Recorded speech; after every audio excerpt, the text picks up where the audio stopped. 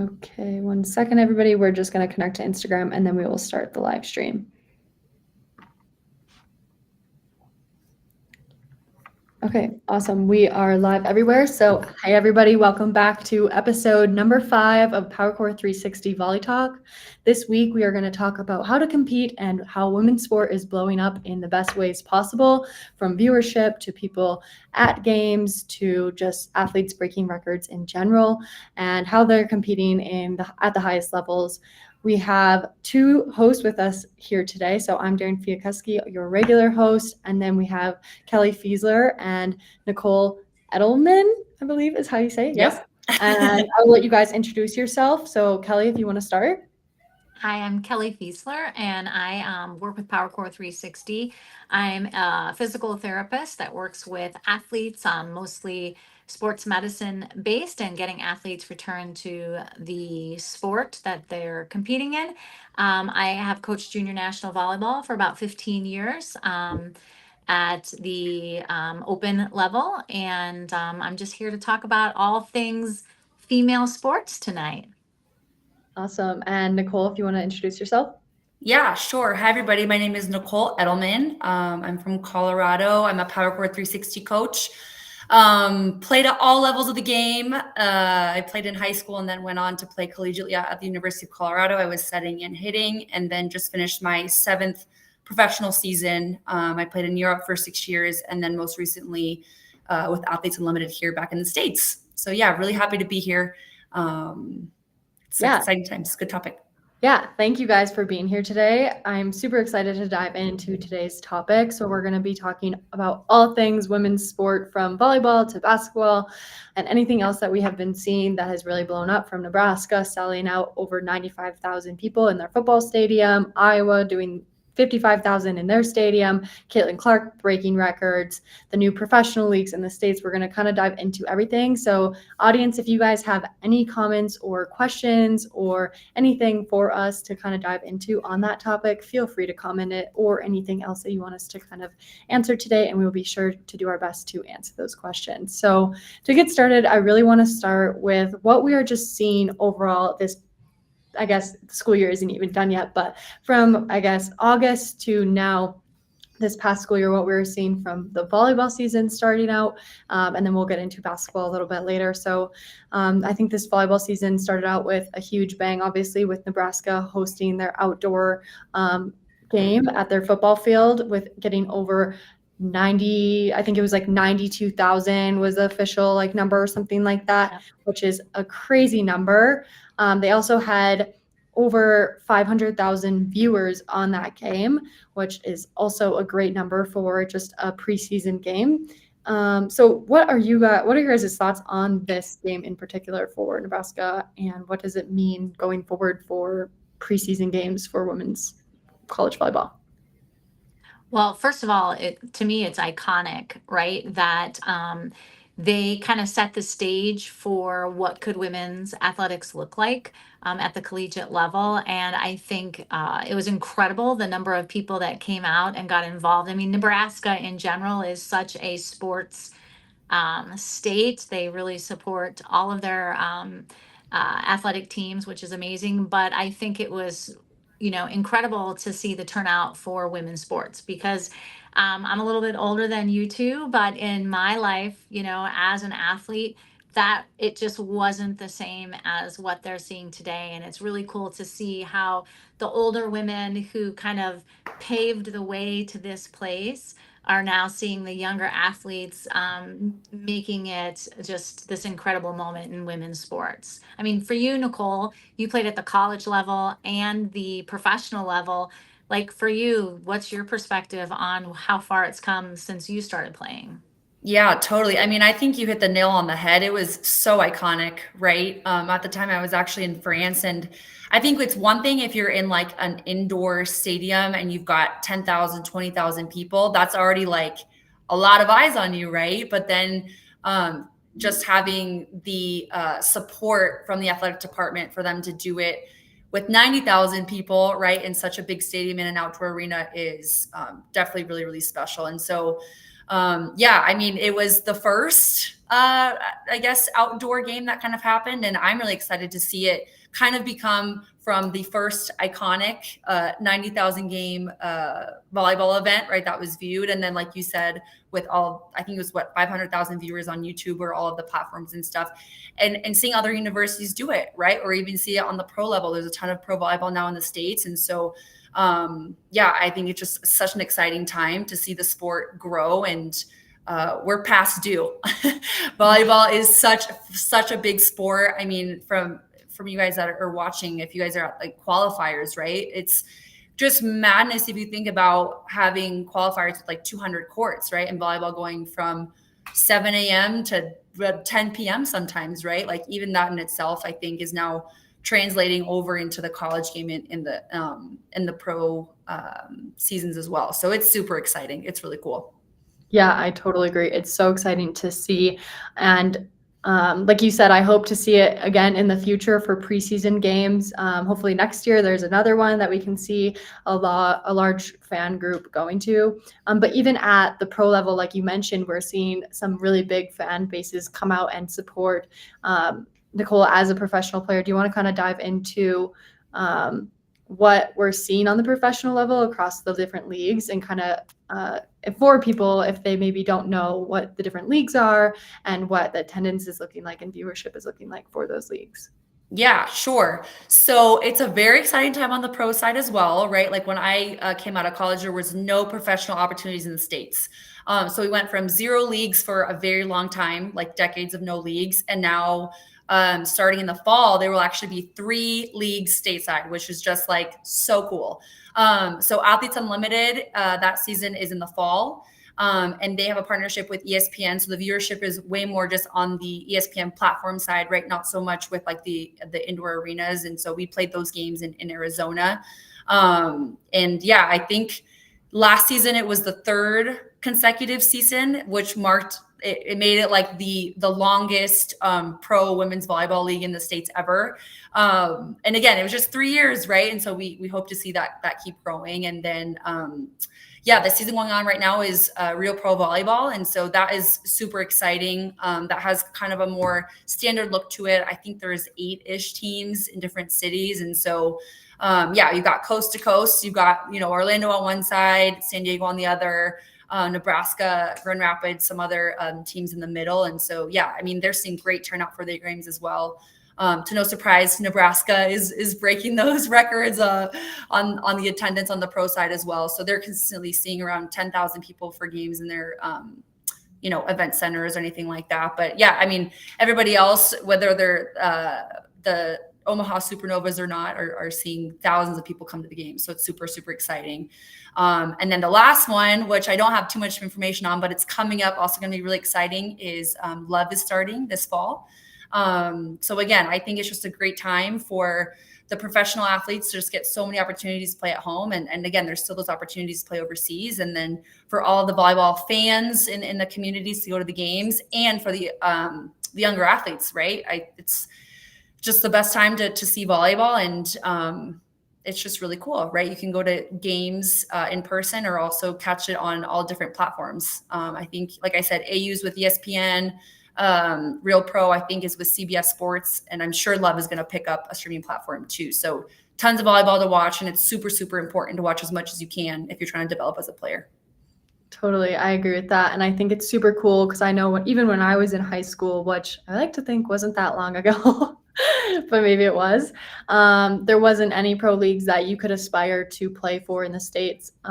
And now my sister, who is still in high school, now has 3 different pro leagues that she can aspire to play for after she's done playing in college, which I think is like a super cool thing. She can go and watch these pro athletes play and really start to look up to them, like other sports, especially men's sports, get to do in the States for basically whatever sport you're playing. So it's really fun that we're starting to see that, not only women's volleyball, but also the WNBA is obviously catching a lot of traction as well.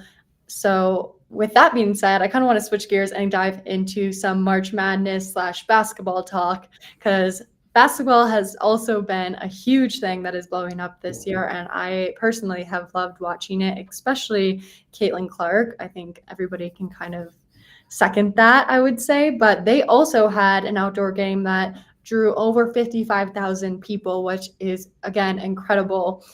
Such a good moment for women's sports right there again, and hopefully in the future they can do something like that as well. So we're seeing that not only on the volleyball side, but also the basketball side, which is super exciting. Also, that is obviously March Madness, and the Final Four has now been, I guess, just Set. yeah. Yeah. And I was in there, which I know I am happy about. Kelly, you look I'm like a you're happy Hawkeye. about it. Yeah, I'm a Hawkeye. Yeah. What are your opinions, Nicole? Do you have anybody you're cheering for? I'm open. I'm a big Caitlin Clark fan, but I know that's like a fan favorite. Also, you always get to see the underdogs win. So I'm open. Okay, fair enough. Very political answer for you. Hey, you know what's Fair enough. interesting though? Like you talked about, like you love Caitlin Clark and she's a fan favorite. What do you guys think makes her that fan favorite? Like why is, I mean, obviously she's breaking all these records and doing amazing, and not even just say women basketball, like all basketball. She's breaking both genders, which is really cool. So, but why do you guys think she's such a fan favorite? Like, what makes her, the person we want to all watch? Yeah, so I think for me, it's the competitiveness instantly. Like, I think you don't really see that a lot. Not that you don't see that a lot, but I just don't think there's been opportunities for people to see that. There hasn't been the platforms there for everybody to watch and see like before. And so now that that's really out there and people can see it and watch consistently just at the same level like it has been at men's for a while now, I think that you can see that competitiveness, and I think people really enjoy that. Also, I think that she's just like a great player. I think her, obviously, overall, she's a great player and has a great stat line. She can pass, she can go to the net, or not the net, she can go to the basket, and all these things. But obviously, I think her threes are pretty fun to watch as well. It's pretty insane, some of the shots she makes. So that's kind of what I think. Audience, we'd love to hear what you think along with Nicole, what you think. Yeah, I think from my perspective, I kind of see it as how like Steph changed the game of basketball because he started shooting from anywhere, right? And then I think there was a little bit of the discussion of like, oh, are we going to see a shooter like that again in the game of basketball, right? And then when you see people like Caitlin, who can also shoot from anywhere and just has like such smooth technique, right? Which she's probably put thousands of hours in to work on that, and see her succeed and excel is just super, super cool. And I honestly think this year too, for the All-Star weekend, the NBA All-Star weekend, there was a 3-point shooting contest between Steph and Sabrina, right? Who's also in the WNBA right now. And that was the first time that, as in the US or just as an international audience where we've seen it not be a men's shooting contest and a women's shooting contest. It's a basketball shooting contest, right? Mm-hmm. And so I think that is now just becoming a lot more streamlined, right? And we just have these amazing athletes that allow that to happen. So again, I think it just comes from those athletes who just have that competitive drive, who put in the work to change the game. And then for all the rest of us watching, we get to see the results and watch them succeed. So it's been a lot of fun. Yeah, definitely. And I think to your point there, we get to see them succeed, but we also get to support it. And I think the more support, obviously, we throw at these women in there and that are excelling in their sports, I think the bigger it only gets. So it's really fun to feel like you're a part of something big. And I think a lot of fans maybe feel that when supporting someone like Caitlin, that could definitely potentially change the professional game for women. Yeah, I think it's really cool. Like, don't get me wrong, I am a CC fan all the way, being a Hawkeye.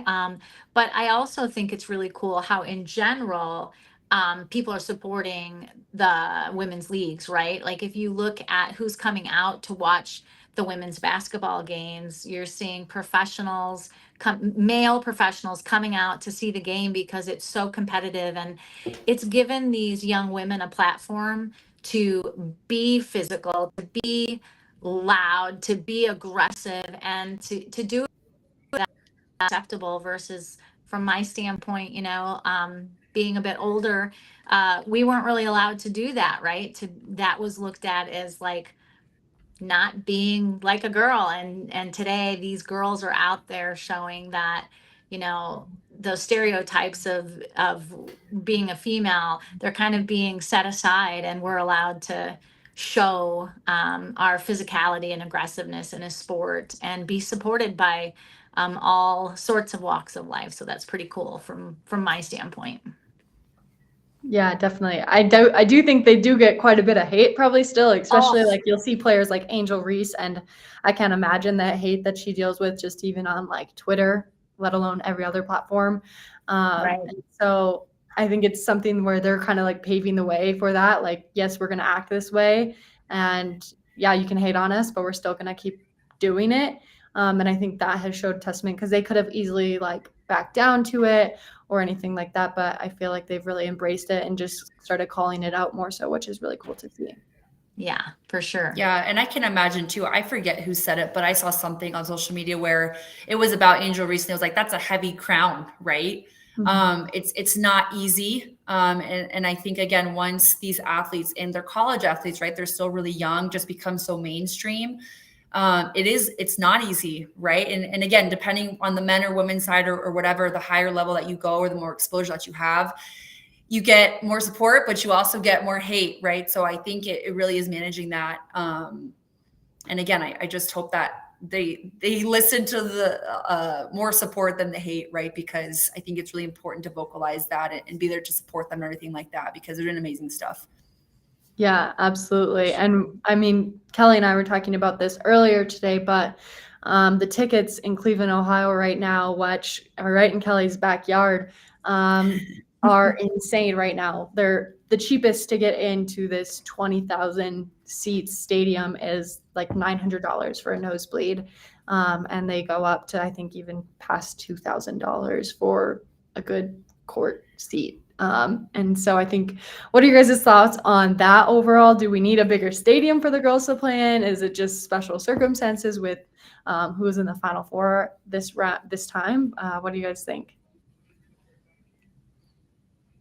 I can start with this one. Sure. Yeah. I mean, I always just kind of think back to like, first of all, I hope it's like a 20, 30,000 person arena. I'm not quite sure what it is in Columbus. Kelly, you might know, but the athlete piece of me is like, I hope they get some of that revenue share, right? Because they are the entertainers. They're the one creating that magic. And so I don't know the ins and outs of it. I know it's NCAA, but I really hope that, I know it's changed over time, right? I know there's like NIL and stuff, but I really hope that also feeds back into the athletes, so that, it can keep growing, right? Whether it's basketball, volleyball, whatever. I just think it shows how magical, right, Final Fours are. And especially watching these star athletes compete is really exciting. So it should be fun. Kelly, you're going to go to the game? You know what? I'm going to watch from my home, but Yeah. I was going to win on Friday. And because I'm a Hawkeye alum and we belong to the alumni club, I'll get to go watch a practice on Saturday, which would be So cool. fun. So, I'd love to go, but I'm going to sit at home and watch the game. Had I bought tickets about 2 weeks ago, before we knew who was in the Final Four, they would have been about $200. That's how much they've changed. And my husband just told me, he gave a stat of the Final Four tickets, 40 some percent, right as of today, 40 some percent have been purchased by Iowa Hawkeye fans. So pretty crazy, right? Wow, it's going to be an Yeah. Iowa fest, basically. It might be. But I will say I'm still a little bit bitter because it's been 2 consecutive years. I was taking out my Buffaloes, my Colorado Buffaloes. So yeah, it's bittersweet. It's bittersweet, but it'll be a great Final Four. it will be. Yeah, definitely. Go ahead. Sorry, Oh, Darian. well, yeah, go ahead.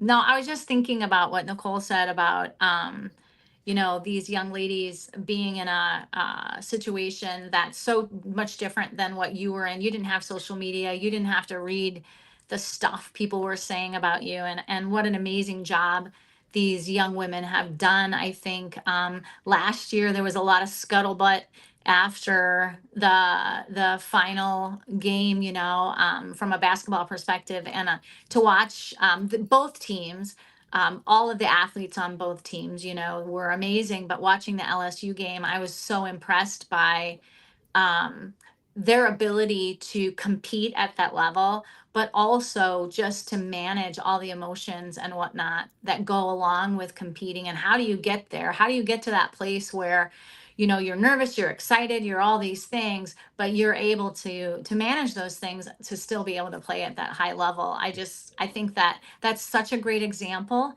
for athletes in general, but from what we run into right at Powercore 360 with young athletes, female athletes, that's a huge thing for them to be able to see so that it can help them overcome that fear of competition and whatnot. I think it's pretty cool. Definitely. I think the last game I was playing, the announcers were saying in one of her interviews, she told the interviewer, they were like, "Are you nervous for this game?" And she's like, "No, I don't really get nervous. I feel the pressure, I get excited, but I'm not nervous." And I think that's something, like you said, is really cool for young athletes to look up to and say, okay, like I can be really excited. I can feel pressure for this game. My body, I might be getting some butterflies, but I don't have to be nervous. I can still be confident that I'm able to perform these skills and I'm able to win games and do what I need to do. But I can still feel those same reactions because our body reacts in the same way, which I know, Kelly, you kind of talked about. But I think that's super interesting and cool for some young athletes to really look up to when they're saying that. Nicole, I know with Powercore 360, you do a how to become a champion and think like a champion, like all these different things for really mindset focused training, which is super important for young athletes. Can you kind of dive into what does that look like for young athletes? Yeah, gosh, that is a huge, broad topic. It can kind of go in all different directions. But I will kind of start off something that Kelly said, and you kind of mentioned it too, right? Of, you feel like those butterflies, you can be nervous, excited, but it's not so much like where your nerves take over, right? And I think a huge part of that, from my own experience, but I think just in general, right, is these athletes that are, let's say going into the Final Four, right? Since we're right around the corner here, it may be their first Final Four ever, right? Like when they get there, it'll be like a whole new experience. And I think it's different when you get into that moment. At the same time, they've been prepping for this like their entire career, right? And that not only comes from the training piece of it, but I think also from like the visualization, I can say it today, piece of it, right? It's like even before you're going to sleep, right? If you can just like close your eyes and put yourself in that moment of shooting the game winning shot, right? Or, on the volleyball court, you get set. What are you going to do with that game winning swing, right? And putting yourself in that situation ahead of time, because you're already going to be overstimulated. You're already going to be excited, right? So it's really doing what you can ahead of time. Again, whether you're really little, shooting bounces into a trash can, right? Something like that. Or even when you're training all that stuff, I think it's really important to always keep visualization top of mind so that when you are in those championship situations, it's not overwhelming, right? You can use those butterflies to your advantage and draw your focus in even more, instead of it being like, oh my gosh, this is the first time I've been here, and you kind of like forget everything that you've trained for, right? That being said, that can still happen sometimes, right? And there are some athletes too that they can prep certain ways and do everything that they don't, maybe they don't want those nerves to be there. And maybe game time happens, you're in an Olympic gold medal match, and maybe they do show up, right? And so I think it's also, if you are an athlete that falls into that category, or if you're at a qualifier, right, and you're feeling nervous, is also not like denying that emotion, right? I think that's really important. If nerves do creep in sometimes, I think it's just kind of like accepting it, taking a breath, right? And then really focus on what you want to execute, and keeping things always forward looking instead of focusing on mistakes or, oh my gosh, I didn't sleep enough, or I didn't have my favorite snack, right? All those little details. I think it's really important to always be forward looking and always visualizing to what you want to see. And then it happens a lot of the time, right? So I think that's something that's super, super important. That's really easy to do. Again, you can do it on your own before you sleep, before you practice, even better. But it can be a 10-second thing, a 30-second, even longer, right? I think the longer 5-10 minutes that you do it, the better. But yeah, I think it's something that's really important, and you don't need a court for that. You don't need to, it's for free, right? But I think it's just super important to do that as soon as possible, right? As a young athlete, and then into your collegiate professionals and beyond careers. Yeah, I definitely agree. I think that's some great advice from a very high level athlete for all of the athletes listening right now. That is some really good advice that you can take, especially the visualization piece, which is something that maybe some players don't really ever get taught. And so, yeah, I think that is super cool. Is there anything else that you guys have noticed this year, I guess, women's basketball, volleyball, or any other sports that you kind of want to call out in the women's space?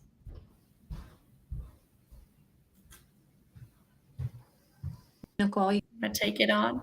Not too much. I think for me it was more of really seeing like on the basketball side, like the Steph versus Sabrina. Like it's not a men's shooting contest and a women's, it's a combined thing. I think that was just like instrumental, like huge, right? Because that also was the first time that we've seen it. And then I think just in general is on the volleyball side, there's so much volleyball now that you can go watch, whether it's on YouTube or ESPN or CBS Sports or live, right? There's so much opportunity out there.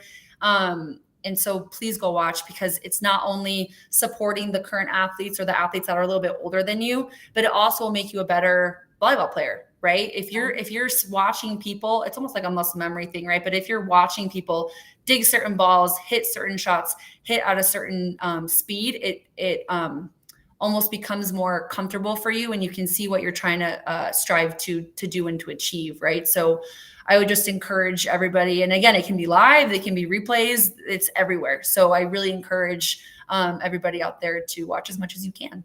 It's fun. Yeah, I think like people who get to that level of excellence, right? They didn't get there. I mean, we'll use Caitlin Clark because she's so out there right now in the media, but she didn't get there just last year, right? She's been getting to this moment in time since she was a young child, right? She's passionate about it. She's put in countless hours of doing the same basic skill set over and over and over and over, right? And I think that that's something really important for athletes to learn, is that I'll use superstar. A superstar doesn't happen the moment you see them, right? And that game-winning shot, that's not how they became a superstar. They became that athlete over decades of time to get there. I mean, what is she? She's like 22, 23, somewhere in there, right? So she's still a baby to me, right?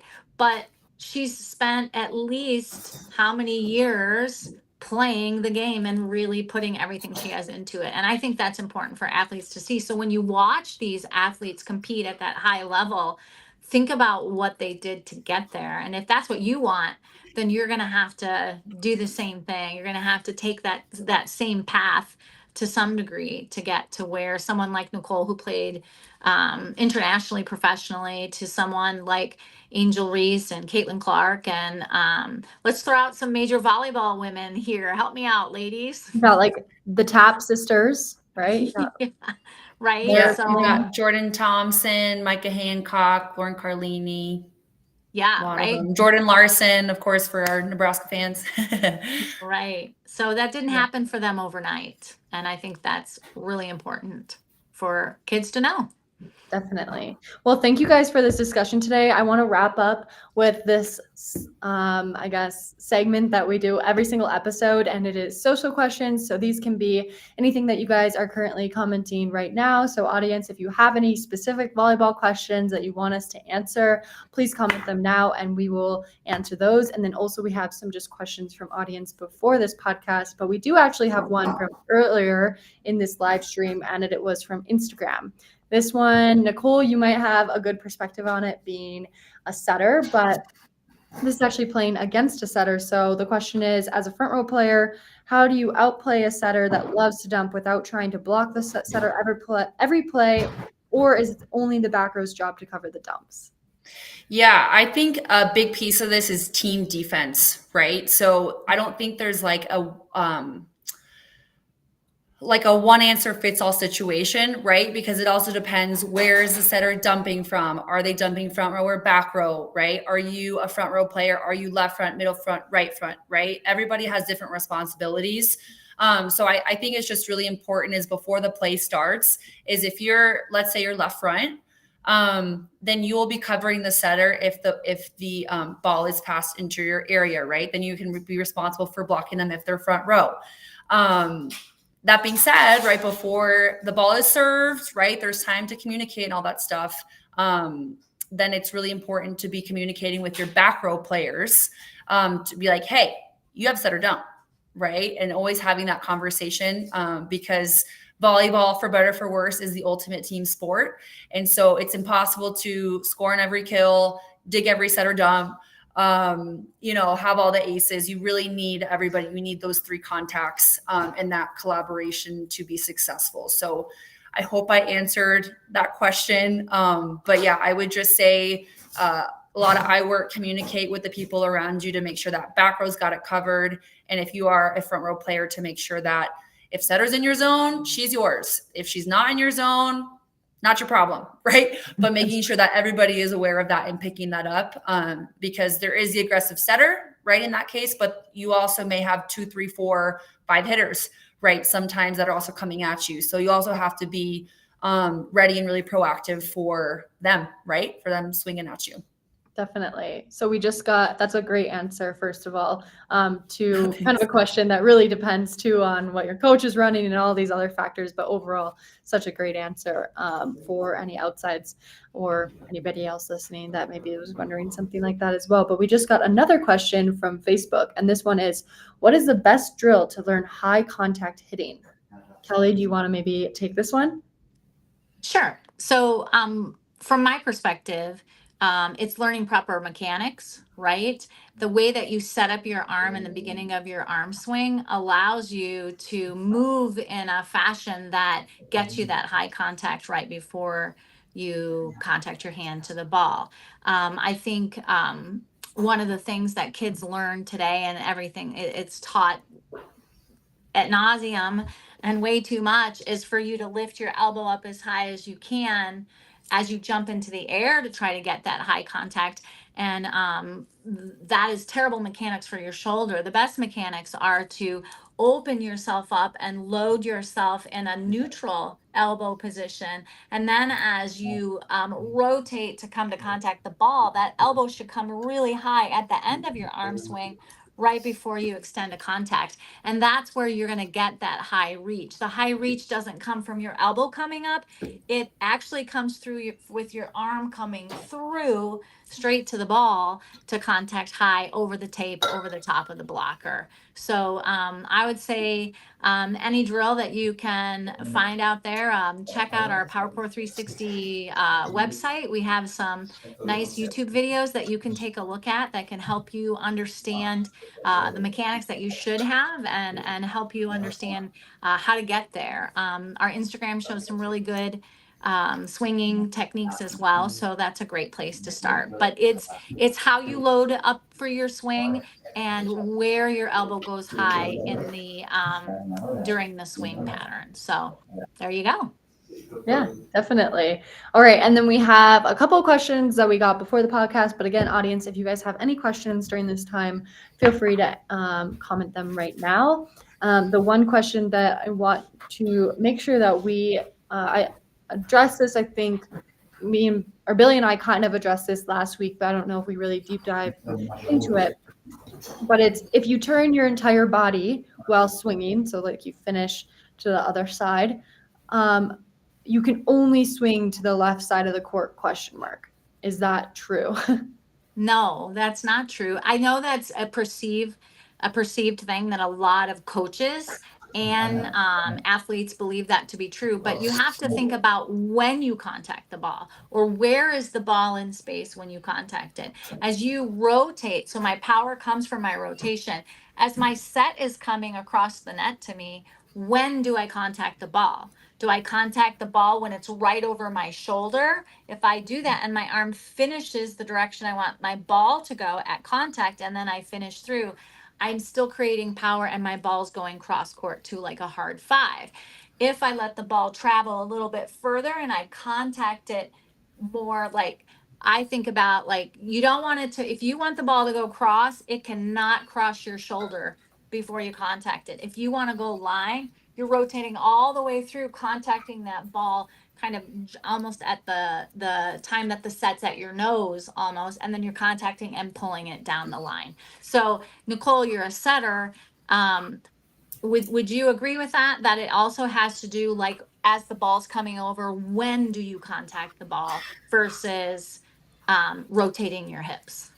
Yeah, I think from a setter's perspective, it's my job or our job, right, as a setter group, is to set a ball to your hitter where they can choose, right? It shouldn't be like, as a hitter, oh my gosh, I only have this one swing, right? Or, oh, I have to tip, right? The ball should be going through the zone, but at a place where it's like, flat and going through the zone where you can pick it off early, hit short cross, right? Pick it off high, hit over the block, right, to the deep corners, or, right, have the ball keep going through the zone, and then you can pick it off and swing down the line, right? So I think from a setter's perspective, and I challenge all the hitters to do that, is just to really increase your communication with your setters. Because if you are in a situation where you feel like, oh my gosh, I only have line all the time, the ball's like super wide or something, right? Like, that's just where it is currently. And maybe your setter doesn't even know, right? So make sure that you have that open dialogue with your setter, if you are a hitter, to make sure that when you're hitting, you should be able to have options, right? And kind of like what Kelly walked through, right? But like wherever your hand finishes is where the ball is probably going to go, right? I think once you get into really high levels of the game, you can do some funky stuff, but for the most part, it's just really important to make sure that you're using your whole body and you can get that full rotation and hit every shot in the book for sure. I mean, sometimes you're going to get a set that, it's slower or faster or further in than what you're calling for. And, you might have to make some adjustments and not fully swing through with your whole body, your entire rotational component, but you should at least get that rotational component to contact. And if the set's wonky or you're not coming in at the angle you should, that should be a rare occasion when you have to swing mostly with your arm or land on one foot. Those things should not be the typical moment. Yeah, definitely. I think some great answers there and clarified for anybody out there that maybe had those similar questions. I want to end this with some key takeaways. I know we wanted to talk today about how we're seeing these women compete and grow the game, but if you're an athlete right now, maybe a young high school, middle school athlete, what are some ways that you can get out there and grow your competitiveness or get more competitive in your sport? Do you guys have any tips for some athletes? Nicole, go ahead. Yeah, I think with this, the most important thing is you have to be really authentic to yourself, right? I think competitiveness and drive and being fiery and whatever when you're competing, it's going to come out for however, I don't even know how many people are on the planet now, 8 billion, whatever it is, right? There may be some categories, but everybody is unique. Everybody's their own individual. They've all had their different experiences, right? So when you are competing, I think it's really important to feel very free and just be authentic to yourself in that freedom of expression, right? When you are competing. So I think for the younger athletes, you're still developing that, right? Which is great. So I think it's just kind of in the pursuit of feeling that freedom of expression, freedom of emotion.